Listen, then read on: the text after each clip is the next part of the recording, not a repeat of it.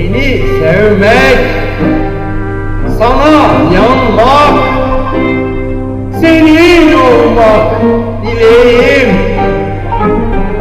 Bu elemler yeter artık. Beni üzme, beni üzme meleğim. Seni sevmek, sana yanmak, senin olmak dileğim.